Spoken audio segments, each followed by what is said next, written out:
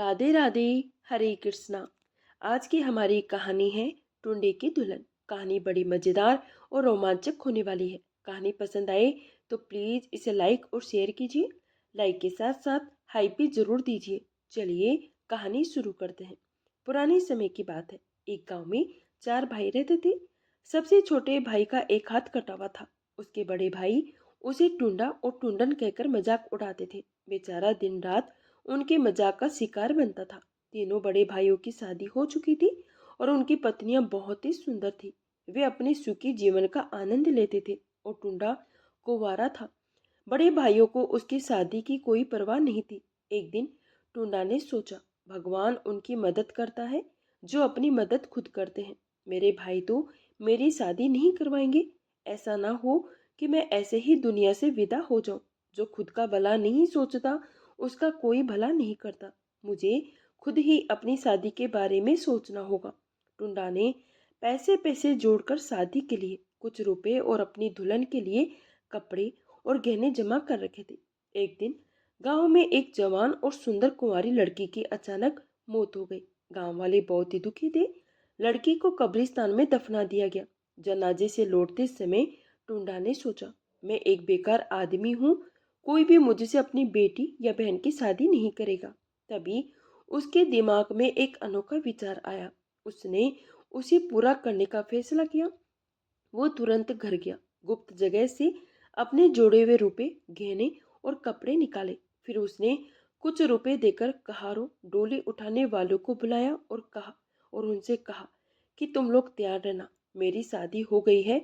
आज रात तुम्हें अपनी भाभी की डोली लेकर आनी है।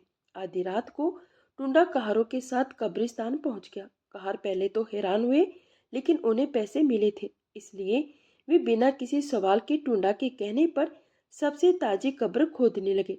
थोड़ी देर बाद उन्होंने कब्र से एक सुंदर नहाई हुई लाश बाहर निकाली। टुंडा ने कफन उठाया और लाश को अपने लाए हुए कपड़े और गहने पहना दिए। मरी हुई लड़की बिल्कुल दुल्हन लग रही थी। उसे डोली में एक लकड़ी के सहारे बिठाया गया।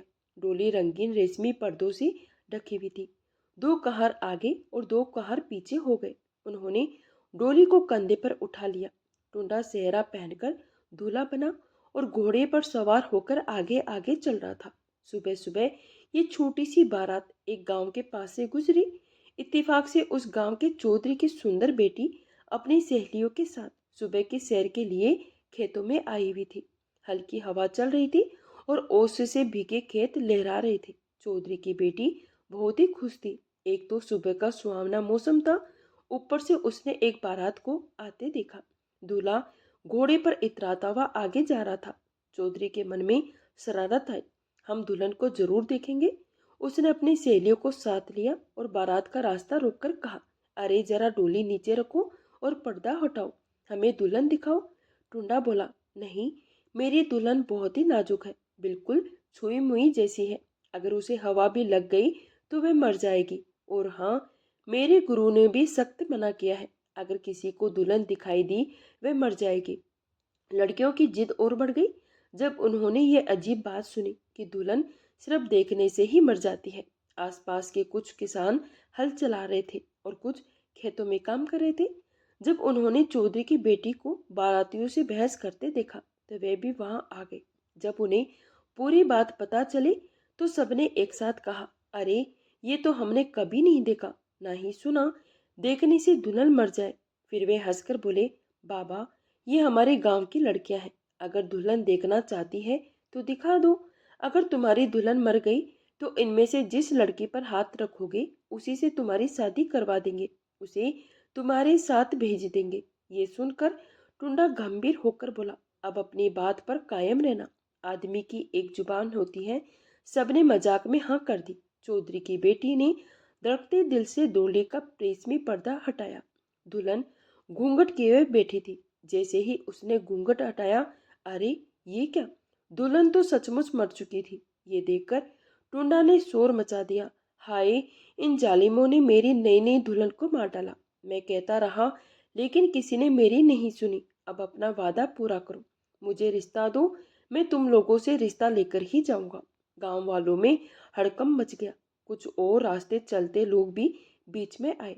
आखिरकार फैसला हुआ, अब तो वादा पूरा करना ही पड़ेगा। लोगों ने टुंडा से कहा, तुम जिस लड़की से कहो हम तुम्हारी शादी करवा देंगे। टुंडा ने तुरंत आगे बढ़कर चौधरी की बेटी का हाथ पकड़ लिया और कहा, मैं तो बस इसी को अपनी दुल्हन बनाऊंगा। हालांकि लोगों ने बहुत रोका और कहा, ये वो चीज नहीं जो मक्खियां खाए, कहाँ राजा भोज और कहाँ गंगू तेली। लेकिन अब पछताने का क्या फायदा जब चिड़िया चुग गई खेत। चौधरी की बेटी को हाँ करना ही पड़ा। ना चाहते हुए भी टुंडा से शादी करनी पड़ी। कोई कहता था मखमल में ठाठ का पेमंद और कोई कहता था हूर के बगल में लंगूर, जितने मुंह उतनी बातें। लेकिन टुंडा ने एक कान बहरा और एक कान गूंगा कर लिया था। लोग बकते रहे, मगर लोगों के कहने से पत्थर नहीं मरते। वो इस कान से सुनकर उस कान से निकाल देता था। टुंडा ने बारात वापस मोड़ी और अपने गांव की तरफ चल पड़ा। रास्ते में एक उजाड़ जगह पर एक वीरान कब्रिस्तान आया। उसने मुर्दा दुल्हन को दोबारा दफनाकर और झाड़ियों के एक झुंड के पास दफना दिया। चौधरी की बेटी ने उसके उतारे हुए लाल कपड़े और गहने पहन लिए। जब वह बाहर आई तो देखने वाले देखते रह गए। ऐसा लग रहा था जैसे स्वर्ग की परी जमीन पर उतर आई हो। टुंडा को ऐसा लगा जैसे वह खुली आंखों से सपना देख रहा हो। वो बार बार अपनी चुटकी काट कर दिखता कि क्या ये सच है। गोरे चिटे बदन वाली चौधराइन शर्माती हुई टुंडा की डोली में बैठ गई। कहारों ने हंसते खेलते डोली को कंधे पर उठा लिया। टुंडा दूल्हा बना शान से अपनी घोड़ी पर बैठ गया। जब ये बारात गांव में दाखिल हुई तो हर तरफ शोर मच गया। लड़के वाले पुकार पुकार कर कहने लगे, टुंडा दुल्हन लेकर आया है, टुंडा दुल्हन लेकर आया है। गांव की औरतें छतों पर खड़ी होकर गलियों से गुजरती टुंडा की बारात देखने लगी। आखिरकार टुंडा चांद का टुकड़ा जैसी दुल्हन को डोली में लिए हुए अपने घर में दाखिल हुआ। तीनों बड़े भाई हैरान परेशान भागते हुए आए। जब इतनी खूबसूरत दुल्हन देखी तो सिर पीट कर रह गए। उन्हें तो कभी सपने में भी नहीं सोचा था कि टुंडा की शादी होगी और ऊपर से इतनी सुंदर दुल्हन। भाई जल बुनकर कोयला हो गए। वे टुंडा से कहने लगे, टुंडा तुम कहाँ से और कैसे इतनी सुंदर दुल्हन ब्याह कर लाए हो। टुंडा ने गर्व से सीना तानकर और गर्दन उठाकर कहा, कल हमारे गांव में जो लड़की मर गई थी, मैं उसकी लाश को डोली में डालकर पास के गांव में ले गया। वहीं जाकर मैंने एक आवाज लगाई, मरी हुई ले लो और जिंदा दे दो। ये सुनकर गांव वालों ने मरी हुई लड़की ले ली और बदले में ये जिंदा लड़की मुझे दे दी। बस फिर क्या था। भाइयों के मुंह में पानी आ गया। हालांकि उनकी पत्नियां बहुत ही सुंदर थी, लेकिन लालच और हवस के अंधे होकर उन्होंने सोचा, हमारी औरत तो बहुत ही पुरानी हो गई है। दिन रात एक ही चेहरा देख देख कर हमारी आंखें सूज गई है। एक ही तरह की आवाज सुनकर कान पक गए हैं। बस भाई बहुत हो गया। अब तो आंखों की दावत के लिए कोई और सुंदर चेहरा होना चाहिए। कानों में मिठास घोलने के लिए कोई और ही मीठी आवाज होनी चाहिए। उन्होंने सोचा समझा नहीं। उसी रात अपनी पत्नियों को मार डाला। आधी रात को उन्हें डोलियों में डाला और कहारों के कंधे पर रखा। फिर अपने अपने घोड़ों पर सवार होकर उसी गांव की तरफ चल दिए जहां से टुंडा चौधरी की बेटी को ब्याह कर लाया था। अभी सुबह का तारा भी नहीं डूबा था कि वे गांव में जा पहुंचे और आवाज लगाने लगे, मरी हुई ले लो और जिंदा दे दो। गांव के लोग आंखें मलते और जवाएं लेते हुए घरों से निकले। जब उन्हें असली बात पता चली तो वे हैरान रह गए। उन्हें बिना कुछ सोचे समझे तीनों भाइयों को पकड़ लिया। कहा डोलियां वहीं छोड़कर ऐसे गायब हुए जैसे गधे के सिर से सींग। गांव वालों ने डंडे निकाल लिए और तीनों को रुई की तरह पीट डाला। उनकी इतनी पिटाई हुई कि तौबा ही भली। तीनों भाइयों ने अपनी पत्नियों की लाशों को वहीं छोड़ा और रोते पीटते गिरते पड़ते अपनी पीठ सहलाते हुए वापस घर लौट आए। वाकई किसी का पक्का घर देखकर अपना कच्चा घर भी नहीं गिराना चाहिए। पीछे से गांव वालों ने उनकी पत्नियों को दफना दिया। बेचारे कई हफ्तों तक चारपाई पर पड़े हाय हाय करते रहे। कौवा हंस की चाल चला अपनी भी भूल गया। टुंडा अपनी नई दुल्हन के साथ हंसी खुशी जीवन बिता रहा था। बस थोड़े पैसे की कमी थी। बेचारे के पास सिर्फ एक मरियल सी भैंस थी जो भाइयों ने बड़ी मेहरबानी करके उसे दी थी। ये बाप की विरासत से एकमात्र चीज थी जो उसके हिस्से में आई थी। सारी जमीनों और भैंसों पर बड़े भाइयों ने कब्जा कर लिया था। जाहिर है जिसकी लाठी उसकी भैंस। अब शादी हुई तो टुंडा का हाथ तंग हो गया। बेचारे को पैसों की परेशानी ने घेर लिया। वह दिन रात भगवान से दुआ मांगता कि हे भगवान, इतनी सुंदर औरत तो दे दी, तो साथ में दौलत भी दे दो। भला कबाब के बिना शराब पीने का क्या मजा। टुंडा रोज अपनी मरियल भैंस को चराने के लिए नदी किनारे ले जाता था। भैंस नदी के पास उगी ताजी और हरी घास चरने लगती और टुंडा शीशम के एक घने पेड़ की छांव में जाकर बैठ जाता। कुछ देर में अपनी भैंस को नदी से पानी पिलाता और दोपहर को चौधरी की बेटी सिर पर रोटियों की टोकरी, सब्जी की कटोरी और लस्सी का घड़ा रखकर आती। पास ही एक बूढ़ा गडरिया भी अपनी 50 से 60 भैंसे चराया करता था। एक दिन टुंडा ने बुढ़े से पूछा, बाबा, तुम्हारे पीछे खाना क्यों नहीं आता। बाबा बोला, बेटा, मैं अकेला हूँ, ना पत्नी है ना बच्चे हैं, आगे कोई नहीं पीछे कोई नहीं, मेरा कोई सहारा नहीं है, मेरे पीछे कौन लेकर आएगा खाना। शाम को घर जाता हूँ, खुद ही आटा गूंथता हूँ, हांडी चढ़ाता हूँ और जो दाल दलिया पकता है उसे सब्र करके खा लेता हूँ। बाबा जी की दाल दलिया की बातें सुनकर टुंडा के दिमाग में कुछ पकने लगा। कुछ दिन बाद उसने बुड्ढे को रस्सियों से बांधा, उसे उठाकर नदी में फेंक दिया। उसकी सारी भैंसों को इकट्ठा किया, अपने घर ले आया। उसके भाइयों ने जब 50 से 60 भैंसें देखी तो उनकी आंखें खुली की खुली रह गई। हैरान होकर पूछने लगे, टुंडे, तुम्हारे पास तो एक मरियल सी भैंस थी, ये इतनी सारी भैंस कहाँ से आ गई। टुंडा बोला, भाइयों, आजकल नदी में एक परी आई हुई है। नदी में मुझे एक कपड़े पहने हुए परी दिखाई दी। मैं बेझिझक नदी में कूद गया। मैं परी के पास गया तो उन्होंने मुझे ये सब जानवर और मवेशी तोहफे में दिए हैं। भाइयों, कुछ मत पूछो, वहां तो बहुत मजा था। नदी की लहरों में बहुत मजा था। और भी बहुत से लोग थे। सब कहने लगे, टूंडे, यहीं रह जाओ, खाओ पियो और मजो करो। लेकिन मैंने कहा, नहीं नहीं, मेरा घर पीछे अकेला है, मुझे वापस जाना है।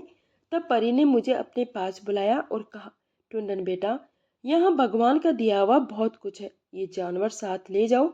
और हाँ, अगर कोई और भी गरीब हो तो उसे भी भेज दो, ऐसे ही भूखे ना मरते रहो। ये सुनकर एक बार भाई फिर से लालच में आ गए। उनके मुंह में पानी आ गया। उन्होंने मन में कहा, हम भी परी से भैंस लेकर आते हैं। हमारा भाई टुंडा अभी 50 से 60 भैंस लिए घूम रहा है, तो फिर हम क्यों नहीं बहती नदी में हाथ धोए, हम भी नदी में परी से मिलते हैं। बड़ी खुशामद से कहने लगे, प्यारे भाई, हमें भी परी से मिलवा दो। टुंडा बोला, क्यों नहीं। पास ही एक बूढ़ी कुमारिन खड़ी थी। टुंडा की बातें उसके कान में भी पड़ गई। उसने सोचा, मैं भी बहती गंगा में हाथ धो लूं। कुमारिन का एक ही बेटा था जो बड़ी मन्नतों से मिला था। वो टुंडा से बड़ी मिन्नता से कहने लगी, जब परी से भैंस लेने जाओ तो मेरे बेटे को भी साथ ले जाना। हम सारा दिन जमींदारों की डांट सुनते रहते हैं, हमारी भी किस्मत जाग जाएगी, हमें भी 20 से 25 भैंस मिल जाएगी। टुंडा बोला, माँ, मेरा क्या जाता है, मैंने कौन सी भैंस अपनी जेब से देनी है। तो ठीक है, जब हम जाने लगे तो तुम अपने बेटे को हमारे साथ कर देना। फिर वो उनसे कहने लगा, हम कल सुबह सुबह परी से मिलने नदी पर जाएंगे, और हाँ, अपने साथ 500 से 600 रस्सियां भी लेते आना। जाहिर है, इतनी भैंस हम रस्सियों के बिना कैसे नदी से खींचकर किनारे तक लाएंगे। और खुश हो गए और आने वाले दिनों के मीठे सपने देखने लगे। उनके सपने में हर तरह भैंस ही भैंस घूम रही थी, डकराने की आवाजें निकल रही थी। अगली सुबह टुंडा के तीनों बड़े भाई, कुमारिन और उसका बेटा, सब हंसते खेलते भैंस लेने के लिए हाथों में रस्सियां पकड़े नदी की तरफ चल दिए। टुंडा उन्हें नदी के उस हिस्से पर ले गया जहां सबसे ज्यादा और सबसे गहरा पानी था। फिर नदी के किनारे खड़े होकर उसने उस तरफ इशारा करते हुए बोला, इसी जगह कल मैं गया था, यहीं परी रहती है। मैं तुम सबको भी यहीं फेंकता हूँ। शाम तक तुम भी भैंस लेकर आ जाओगे। सब हंसी खुशी तैयार हो गए। सबसे पहले टूंडा ने अपने तीनों भाइयों के हाथ पांव बांधे। फिर कुम्हारिन के बेटे की बारी आई। उसके बाद सबको बारी बारी से उठाकर नदी में फेंक दिया। कुमारिन भी नदी के किनारे पास ही खड़ी देख रही थी। जब वे पानी में गोते खाने लगे और लहरों के थप्पड़ों में आगे बढ़ने लगे तो कुमारिन बोली, अरे टुंडा, ये तो सब डूब रहे हैं और आगे को बहते चले जा रहे हैं। ये सुनकर टुंडा बोला, माँ, इस जगह पानी बहुत ही गहरा है और यहाँ पहरा भी बहुत ही सख्त है। सिपाहियों ने कहा होगा कि ये दरवाजा बंद है, अगले दरवाजे से आओ। फिर वह कुम्हारिन को लेकर ये कहता हुआ गांव वापस आ गया। माँ चलो हम चलते हैं, वे लोग खुद ही शाम तक लौट आएंगे। घर आकर बूढ़ी कुमारी ने सबसे पहला काम ये किया, आंगन में जल्दी जल्दी बहुत सी नई भैंसों को बांधने की जगह बना दी। मेरा बेटा भैंस लेकर आता ही होगा। शाम हो गई मगर कुमारिन का बेटा और टुंडा के तीनों भाई वापस नहीं आए। रात का दूसरा पहर था। कुमारिन अपने बेटे का रास्ता देखते देखते थक गई। आखिरकार उसने टुंडा का दरवाजा खटखटाया। टुंडा आंखें मलता हुआ बाहर निकला तो वह बोली, अरे टुंडन बेटा, वो तो नहीं आए। तो टुंडा बोला, माँ चिंता मत करो, मैं सुबह नदी पर जाऊंगा और उनका पता करके आऊंगा। बूढ़ी कुमारिन बेचारी उदास वापस चली गई। अगले दिन कुमारिन फिर आई और परेशान होकर आते ही कहने लगी, अरे टुंडे बेटा, कुछ पता चला? टुंडा बोला, माँ मैं सुबह जल्दी ही नदी पर गया था, मेरी परी से मुलाकात हुई थी। वे मुझसे कहने लगे कि हमें वापस नहीं जाना, यहाँ तो बहुत ही मजा है। मैंने बहुत मेहनतें की लेकिन उन्होंने मेरी एक नहीं सुनी। तुम्हारे बेटे ने खास तौर पर यह संदेश दिया है कि मेरी माँ से कहना मैं बिल्कुल ठीक हूँ, भैंसों का दूध पी रहा हूँ, मक्खन खा रहा हूँ। बूढ़ी माँ ने सुना तो उसकी आंखें चमकने लगी। वो बहुत ही खुश हो गई और टुंडा को दुआएं देकर लाठी टेकती हुई घर की ओर चल दी। हमारे तो जैसे तैसे गुजरनी थी, गुजर गई। भगवान का लाख लाख शुक्र है, बेटी की तरफ से मन शांत हुआ। चलो आंखों से दूर ही सही पर अच्छी जगह पर है, अब मैं सुकून से मर सकूंगी। टुंडा ने अपने भाइयों के घर, जमीन जायदाद, रुपए पैसे और मवेशियों पर कब्जा जमा लिया। खूबसूरत औरत तो पहले से ही मिली हुई थी, अब बेशुमार दौलत भी हाथ आ गई। टुंडा गांव का चौधरी बन गया और बड़ी शान से गर्दन उठाकर और सिर ऊंचा करके रहने लगा। दोस्तों ये कहानी यहीं समाप्त होती है। अगर आपको कहानी पसंद आई हो तो प्लीज़ लाइक और शेयर कीजिए। अगर आप मेरे चैनल पर पहली बार आए हैं तो प्लीज़ चैनल को सब्सक्राइब कर लीजिए। कहानी सुनने के लिए आप सभी का दिल से बहुत बहुत धन्यवाद।